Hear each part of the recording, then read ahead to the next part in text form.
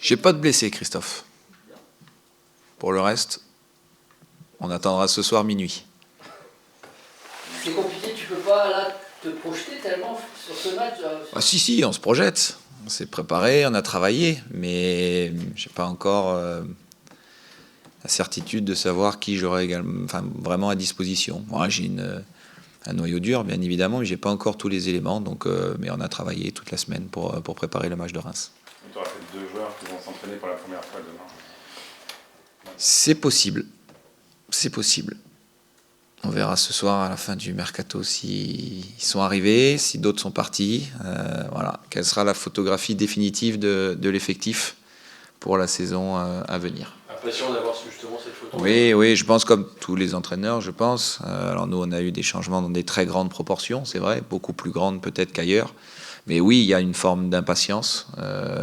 C'est vrai qu'on a hâte d'être à ce soir, une fois que ça sera terminé, et puis je ne vais pas dire commencer véritablement la saison, parce qu'elle a commencé la saison déjà depuis 2 matchs, mais d'avoir à disposition ce groupe-là et savoir avec qui on va pouvoir travailler sur la saison. D'accord. En cas de départ de Warmed, il n'y aura pas de défenseur axial supplémentaire. Écoute, c'est bien que tu as dit en cas de départ, c'est vrai, en cas de départ, il n'est pas parti encore. Je ne sais pas si ça sera le cas ou pas, mais non, il n'y a pas besoin de prendre un défenseur supplémentaire si jamais il y avait un départ dans ce secteur de jeu-là. Est-ce que toi tu as des besoins absolus, on va dire, sur des profils d'ici la fin du mercato qui doivent arriver Non, c'est pas maintenant que je vais donner les besoins essentiels. Hein. Ça fait depuis de longues semaines qu'on discute avec tout le monde en interne, voilà, pour faire le meilleur mercato possible et aussi agir en fonction des opportunités et des possibilités. Voilà, donc on sait qu'on devra certainement combler encore peut-être un poste au milieu et puis un joueur dans le domaine offensif aussi. Voilà, c'est les 2 profils qui sont encore ciblés d'ici ce soir. Donc en défense axiale, il y aurait 3 profils, donc Wu, plus Stigard, donc Faye. Ouais, plus Aïdou, Sédou aussi, qui a la polyvalence et qui peut jouer aux 4 postes défensifs. Dans une défense à 4, tu vois tout à fait Sédou. Oui, je le vois partout, je le vois dans les 4 postes. Je le vois possiblement dans les 4 postes. C'est plutôt jeune comme profil. C'est assez jeune, ouais, c'est assez jeune, c'est dynamique, c'est motivé aussi. Voilà, ils ont caractéristiques de défenseurs aussi, qui aiment le duel, qui aiment l'engagement. Il y a un gaucher dans ces 4 joueurs-là, c'est Mika Faye. Voilà, donc apportera aussi des choses dans la sortie du ballon. Voilà, donc après, ça sera à eux de se battre, de faire jouer la concurrence pour que les meilleurs puissent jouer. Attebourg peut être une solution aussi en défense, y compris en défense centrale. À 4, pas dans mon esprit. À 3, oui. À 4, moins. Justement, en parlant de système, tu as utilisé un 4-4 de Losange contre Lyon, contre Strasbourg, il y a eu, on va dire, 2 systèmes selon les phases de jeu. Est-ce que tu pars avec un système privilégié pour la saison ou selon les profils qui peuvent encore arriver, tout ça peut être... J'ai une idée, si les profils sont validés aujourd'hui, j'ai une idée de comment on pourrait évoluer dans la saison, mais une idée d'un système qui pourrait être aussi évolutif parce que je pense qu'il nous faudra 2 options. Oui, on a suffisamment parlé du Losange sur les différentes conf de presse pour savoir que c'était aussi conditionné à certains profils de joueurs. Voilà, donc moi je suis toujours dans cette même logique-là de m'adapter aux caractéristiques des joueurs et essayer de les mettre dans les meilleures conditions possibles, dans des zones de jeu où ils sont le plus à l'aise possible pour qu'ils puissent s'exprimer. Tu n'as pas parlé de nouveaux mouvements en défense, est-ce que ça veut dire qu'à droite ça ne bougera plus, Reims notamment va rester Je le souhaite, comme je le dis depuis de nombreuses semaines, mais voilà, la fin du mercato c'est ce soir, donc j'en sais pas plus aujourd'hui. Si Lorenz partait, vous ne le remplacez pas? On n'a pas envie d'envisager ça, voilà, donc on verra à ce moment-là. Il me semble Origo, il y aura moins ce système en losange, enfin ce sera moins évident de jouer. C'est moins évident, après, est-ce que dans la saison, certains pourront se développer pour pouvoir jouer dans ce système-là, peut-être, on verra, mais il y a beaucoup de choses à appréhender, beaucoup de joueurs à intégrer maintenant. Donc il avait été mis en place avec certains joueurs. On va certainement repenser à autre chose maintenant. Les nouvelles recrues ont toutes un peu joué, sauf le petit Colombien. Il n'est pas prêt, il est trop loin. Non, il arrive là, voilà, il découvre plein de choses, il arrive, mais il a refait une semaine complète là, et donc il va être dans le groupe ce week-end, il va pouvoir définitivement postuler à partir de ce week-end. Par rapport à tes choix justement de Reims, bon, ce losange, effectivement, avec ce choix de mettre Truffert un peu plus haut, j'imagine qu'à Reims, ça va être un peu différent les options. Il y a eu... Après, ça a changé aussi très vite en début de deuxième mi-temps. Voilà, donc on a pris une option de départ. Quand on a vu qu'il y en avait quelques difficultés, qu'on n'arrivait pas à faire forcément ce qu'on souhaitait faire, on a changé aussi en deuxième mi-temps. Et en deuxième mi-temps, on a pris l'ascendant sur l'adversaire. On a créé beaucoup d'occasions pour revenir au score. Donc on se doit aussi d'être réactif en fonction des choix qui ont été faits au départ. Voilà, ce qu'on a fait à Strasbourg. Très vite en début de deuxième mi-temps en changeant différentes choses. À Reims, on peut voir autre chose. Est-ce que c'est pas un peu vertigineux pour un coach d'avoir eu autant de changements C'est passionnant. Sincèrement, c'est passionnant. Voilà. Je sais que la mission, elle est difficile, parce que changer 3-4 joueurs, c'est déjà beaucoup dans un effectif. Changer 10 ou 11 joueurs, c'est énorme. Donc je la sais difficile. Mais en tout cas, je souhaite qu'on soit tous dans l'état d'esprit du challenge et de la passion que génère cette situation-là. Je pense qu'il faut tous qu'on le prenne comme ça. Après, je sais très bien que si ça ne marche pas vite, il y aura des critiques. Ça, je le sais, c'est la règle du jeu, mais je le prends comme un challenge et comme quelque chose de très très excitant, de très passionnant. Et on va y mettre toute notre énergie, toute notre motivation, toute notre passion, justement, pour que ça se passe du mieux possible. Le départ de Benjamin, on en parlait sur le plan sportif, de quelle pouvait être sa perte, mais c'est aussi la perte d'un leader dans le vestiaire. Est-ce que tu vois déjà des profils se dégager, prendre cette place? Alors la sienne, c'est... Non, la sienne, elle sera difficile à remplacer, mais le leadership va être utilisé de manière différente, certainement. C'est un tout petit peu tôt encore pour évoquer ça. Je pense que au bout de quelques semaines, je dirais de manière assez naturelle, il y a de la place qui va être prise par certains, des responsabilités aussi qui vont être données à d'autres, des demandes et des commandes qui vont être faites de la part du club, du staff aussi, pour que ces joueurs-là prennent les responsabilités. Ensuite, quand on les donne, il faut les prendre. Il faut réussir à les saisir, il faut les prendre. Et pour l'instant, c'est encore un petit peu tôt pour évoquer ça, mais on va bien évidemment diversifier le leadership. On parle quelle langue dans le vestiaire? On parle français et anglais dans le vestiaire. Tous sont anglophones, sauf le petit Gomez. Donc on a une traduction particulière pour le petit Gomez. Les consignes terrain, elles sont données français-anglais, là ça va vite. Par contre, les consignes vidéo ou les causeries, elles sont faites en français et traduites en simultané en anglais par le staff, dans l'oreille des anglophones. Gomez, il a un interprète particulier? C'est pour l'instant c'est géré dans le staff, donc avec les 2 préparateurs physiques qui ont une bonne base d'espagnol, donc ils sont capables de traduire en espagnol. Pour prolonger sur le leadership, il y a eu beaucoup de questions déjà sur la défense. On imagine bien que forcément, de l'extérieur, on se pose la question de savoir si vous allez résoudre un des problèmes par rapport à la défense, notamment l'axe. Il y a Ostigard qui est arrivé. Sur le papier, il n'y a pas ce profil très expérimenté qui est arrivé. Est-ce que ça, c'est une question quand même d'interrogation par rapport à la suite, justement, sur la tenue de cette défense? Non, en tout cas, c'est pas une inquiétude pour moi. Et j'espère que le temps nous renforcera dans la croyance qu'on a en ces joueurs-là qui sont à disposition, des joueurs de l'effectif dans cette ligne défensive. On croit en eux, on croit tous en eux, à leur capacité, on croit en leur mentalité, on croit en leur qualité. Donc c'est le temps après qui permettra de répondre à ces questions, Guillaume. Mais aujourd'hui, il n'y a pas d'inquiétude, il y a surtout des messages positifs à faire passer à ces joueurs-là en leur disant qu'on croit en eux, qu'on a confiance en eux. Et puis on leur dit prenez-les, ces responsabilités, elles sont là, prenez-les, on vous les donne, donc saisissez. Et justement, effectivement, c'était la prolongation que je voulais dire, il y a clairement un message de confiance envoyé aussi à certains joueurs. Je pense à Wu, par exemple, qui est clairement mis en avant aujourd'hui pour cette saison, pour qu'il s'impose enfin. Même pour Mika Faye, c'est quand même un signe. Voilà. Ça veut dire que, notamment Wu, il va falloir qu'il change de dimension assez vite. L'opportunité, elle est là, pour ces joueurs-là. Le club leur donne cette opportunité.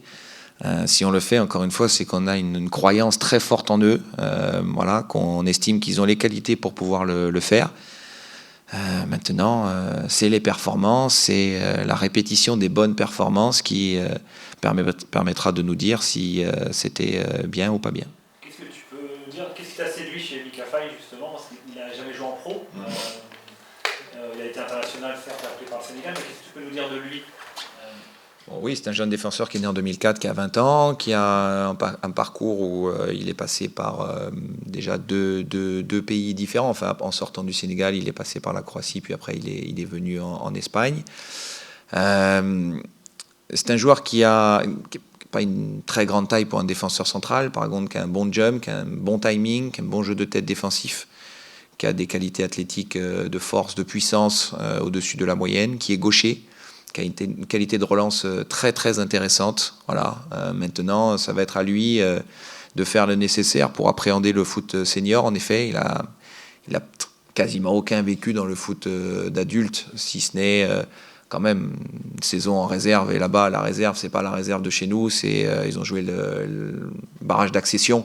Donc, il s'est déjà confronté à des adultes. Il a fait 2 bouts de match de préparation aussi en avant-saison avec le Barça. Voilà, donc ça sera à lui maintenant de se mettre au niveau aussi de l'exigence demandée chez des adultes dans un championnat où les attaquants sont puissants, sont malins, sont rusés, vont le mettre à mal aussi à ce niveau-là. Mais encore une fois, si on l'a pris, c'est qu'on a confiance en ses qualités. Ouais, physiquement, il en est où? Il est dans le rythme. Physiquement, il n'a pas fait énormément de matchs de préparation, donc il aura besoin encore de travailler un petit peu. Mais voilà, il a fait la semaine complète. Et bon, au fur et à mesure, il va monter aussi en puissance. Qu'est-ce que tu attends de ton équipe à Reims, qu'elle n'a pas fait suffisamment, pas bien fait à Strasbourg, et qu'il faudra qu'elle fasse? Alors, les coups de pied arrêtés en premier, déjà. Ça commence par là. Oui, ça a été une phase de jeu déterminante sur le match de Strasbourg. Voilà. On a analysé ce qui s'est passé ensemble avec les joueurs. On les a travaillés cette semaine. On va continuer à le faire encore demain. Après, il ne faut pas non plus, parce que tu as pris sur un match où tu as été en difficulté sur une phase de jeu, en faire non plus une fixette. Je veux dire, il faut bien montrer ce qui s'est passé, analyser, mais pas penser non plus qu'à ça, parce qu'il y a d'autres choses qu'on n'a pas très bien exécutées à Strasbourg, et notamment, on a manqué de réalisme aussi dans un temps très fort, où ces erreurs-là auraient pu être effacées par notre très bonne dynamique de la deuxième mi-temps et les situations très favorables qu'on s'est créées. C'est vrai que le gardien a aussi été très performant. Mais voilà, ce que j'attends, c'est une efficacité plus grande dans les 2 surfaces de réparation par rapport à ce qui s'est passé le week-end dernier. Et puis voilà, que dans la continuité du jeu, dans la construction aussi, qu'on remontre les qualités qu'on avait montrées la semaine d'avant. Alors, efficacité et engagement peut-être aussi. On a senti qu'il y en avait quand même un peu. Non? T'as pas senti ça, toi, qu'il y en avait moins que contre Lyon? Sur le niveau d'engagement, on a eu un niveau d'engagement. Alors c'est vrai que sur le match de Lyon, il était énorme pour un premier match sur la dimension athlétique, des courses. Après, je pense qu'il faut distinguer aussi les matchs du soir à 21h des matchs de l'après-midi à 15h ou à 17h, où dans le volume athlétique, ça peut être un petit peu différent dans le volume de course. Je pense qu'il faut différer ça aussi, principalement en début de saison, avec parfois des fortes chaleurs. Et il semblerait que les chaleurs soient importantes aussi sur le match de dimanche. C'est peut-être pour cette raison-là qu'on a eu l'impression qu'il y avait moins d'engagement. Je dirais pas moins d'engagement. Par contre, c'est vrai qu'il y a eu un peu moins de courses que le match de Lyon. Mais une partie de l'explication, certainement, vient du fait qu'il y avait aussi un match en nocturne. Qu'est-ce que tu as pensé de Reims à Marseille? Je les ai trouvés solides, je les ai trouvés puissants, je les ai trouvés impactants sur les phases de transition. Voilà, c'est une bonne équipe et ça on le savait. C'est une équipe complète avec dimension athlétique, des dribbleurs aussi sur les côtés, de la puissance devant. Donc ça sera une équipe difficile à manœuvrer, qui n'a pas beaucoup changé par rapport à la saison dernière. Donc voilà, qui garde aussi des acquis de la saison dernière. Finalement, cette équipe de Reims pourrait vous poser des problèmes assez similaires à ceux que vous a posé Strasbourg. Ouais, sur la dimension athlétique qu'ils ont sur les coups de pied arrêtés, oui. Après, je pense que dans le jeu, c'est quand même un petit peu différent. C'est une structure de jeu différente. C'est une approche aussi un petit peu différente, certainement plus verticale du côté de Reims. Voilà, donc je ne suis pas sûr qu'on ait exactement les mêmes problèmes, mais ce qui est évident, c'est qu'il y aura des problèmes parce que c'est une bonne équipe. Qu'est-ce que tu as pensé de l'aspect l'aspect créatif de ton équipe à Strasbourg aussi, avec Albert qui a été... Ouais, c'est sûr qu'on n'a pas, voilà, en termes de connexion collective, en termes de fluidité, c'était pas satisfaisant ce qu'on a fait à Strasbourg, ça c'est clair. Après, il y a beaucoup de joueurs aussi qui découvrent la Ligue 1, l'âpreté de la Ligue 1, la difficulté dans les duels, et ça sera quelque chose aussi à appréhender très rapidement pour les nouveaux joueurs, parce que l'âpreté est importante et que l'intensité dans les duels elle est forte en Ligue 1 et que c'est une donnée importante du championnat. Voilà, donc là-dessus, oui, j'en attends plus que le dernier match pour qu'on puisse aussi rivaliser dans ce domaine-là de manière plus importante. Après quelques jours d'observation, quel est le poste idéal où tu vois Jordan James par exemple? JJ, il a de la polyvalence, il a beaucoup joué à Birmingham, il a beaucoup joué à l'intérieur du jeu, alors dans un milieu à 2, dans un milieu à 3, que ça soit en 8 ou sous un attaquant aussi, mais bon, en sélection, il joue dans un double pivot, mais plutôt avec 3 défenseurs centraux derrière lui. Il a aussi évolué sur un poste extérieur, notamment sur le côté gauche en rentrant pas mal à l'intérieur. Je dirais que c'est plus quand même un joueur à l'intérieur du jeu, un 8, c'est pour moi un numéro 8, qui peut évoluer aussi en 10 parce qu'il a une belle qualité de frappe à la finition et qu'il est capable de marquer des buts. Puisqu'on parlait du milieu de terrain, il y a un joueur qui doit arriver là. Est-ce que ça peut signifier d'ici ce soir un départ de Santa Maria? Est-ce que tu comptes sur Santa Maria? Oui, non. Mais après, dans le milieu de terrain, c'est un secteur de jeu où on a besoin de ressources aussi, on a besoin de monde. Donc non, l'arrivée n'est pas conditionnée à un départ, dans mon esprit. Mais tu n'as pas trop de monde au milieu, j'ai l'impression que pour le nombre de postes, il y aura forcément des joueurs qui ne jouent pas grand-chose avec un match par semaine. C'est un secteur de jeu où voilà, la débauche d'énergie elle est très importante. On verra si on joue à 2, si on joue à 3, on verra dans quelle structure on évoluera. Mais non, il nous faut quand même il nous faut de la ressource. Il ne faut pas qu'on soit trop court dans ce secteur et on ne sera pas trop court avec une arrivée supplémentaire. Tu avais parlé de pragmatisme jusqu'à la fin du mois d'août aussi. Est-ce que tu attends, après ce match de Reims, un peu rebattre les cartes avec cette trêve pour vraiment mettre la patte sur l'équipe que tu veux? Oui, je veux dire, après le match de Reims, ça sera les premiers moments où on aura l'effectif à disposition. Donc la patte, on a essayé de la mettre, et je pense qu'on l'a bien mise sur la préparation et sur la première journée de championnat. Je pense que vous avez bien vu ce qu'on avait travaillé pendant la préparation sur cette première journée de championnat, avec un match abouti. Ensuite, il y a eu une ou deux modifications supplémentaires dans l'effectif qui nous obligent à rebattre certaines cartes. On va les rebattre. Il faut passer ce match-là de dimanche. C'est vrai que la trêve sera un peu spéciale parce qu'on a déjà les éléments des joueurs qui vont partir et il y en a plus de la moitié qui ne seront pas là pendant la trêve internationale. Donc pas simple pour pouvoir vraiment travailler collectivement dans cette période-là. On va récupérer tout le monde 2 jours avant le match de Montpellier, puis après il y aura des semaines complètes pour préparer nos matchs. Voilà, donc à ce moment-là, on sera vraiment dans une phase active de développement de l'équipe et puis de création aussi d'esprit de groupe, parce qu'il va falloir aussi créer cet esprit de groupe qui est indispensable à la réussite d'une saison. Tout début du mercato, on dit Galon va partir, il va aller à Nice. Il reste quelques heures, il est toujours là. Ça n'a jamais été un sujet dans notre esprit, en tout cas en interne, ça n'a jamais été un sujet ni pour l'entraîneur des gardiens, ni pour moi-même qui suis l'entraîneur de l'équipe. Jamais. Voilà. C'est bon ? Oui. Merci.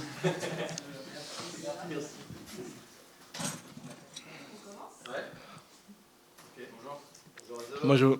Est-ce que dans ta carrière, tu as déjà connu un club où il y a autant de changements et où il faut s'habituer à de nouveaux partenaires aussi nombreux? Honnêtement, non. C'est ma première fois aussi. Donc, je pense que c'est un peu rare, oui. Mais c'est le foot et on doit s'adapter comme on fait. Et je pense que ça va bien passer.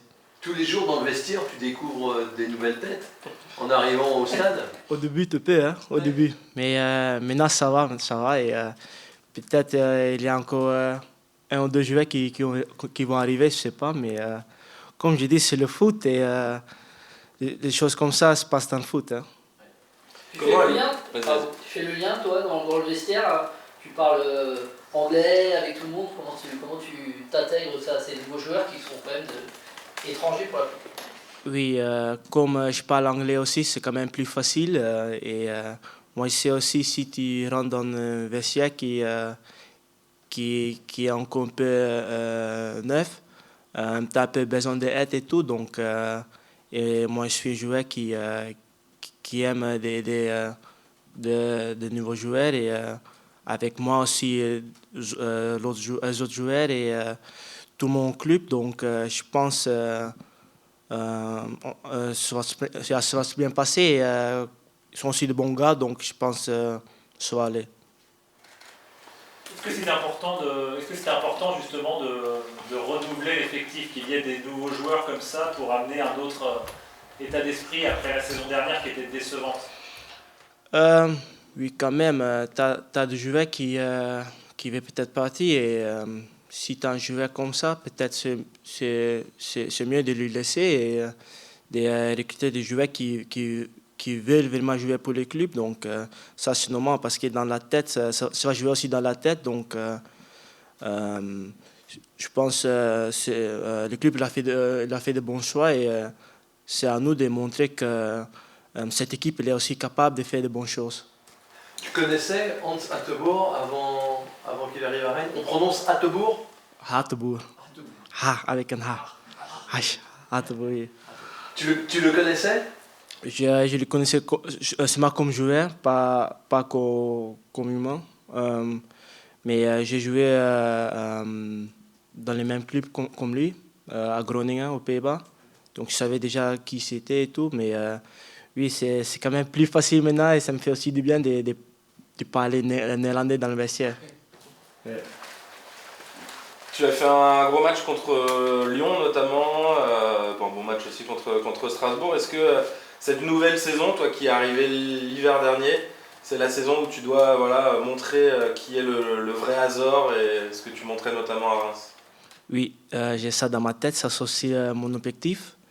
Et j'ai déjà parlé de ça l'année passée avec une adaptation qui est aussi important, qui était pas mal, mais je savais que je pouvais faire mieux.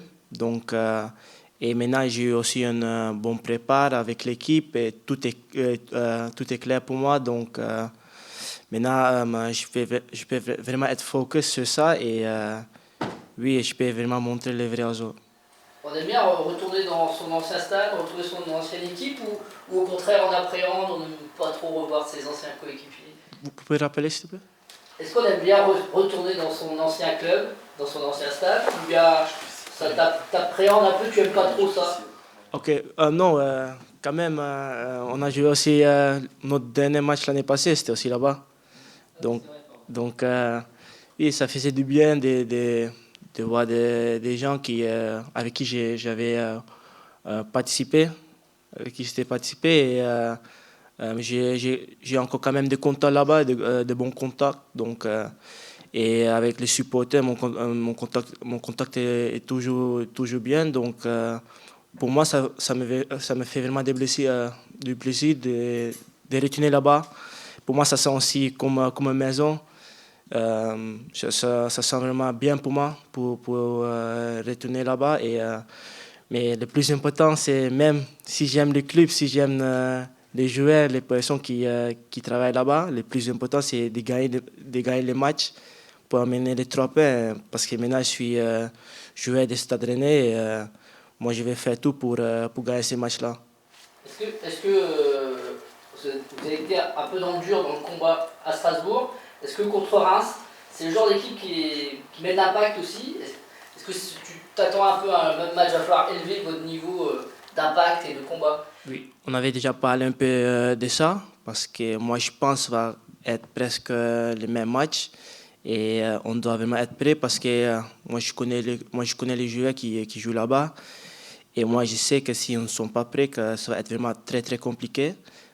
Par contre, si nous sommes prêts et si on fait quand même une deuxième mi-temps qu'on a fait contre Strasbourg, je pense qu'on peut faire un très bon match et on peut ramener les 3 points ici à Rennes. On a l'impression contre Strasbourg que les défenseurs, quand vous aviez le ballon, ont eu du mal à vous trouver, vous, au milieu de terrain. On a souvent sauté le milieu de terrain, essayé d'aller chercher les attaquants directement. Comment tu l'expliques? Est-ce qu'il faut plus de disponibilité, que ce soit Albert, Glenn, toi, pour les défenseurs? Oui, moi, je trouve que les distances entre nous, c'était très grand. C'était pas comme Lyon. Il manquait aussi un peu de l'intensité, je trouve.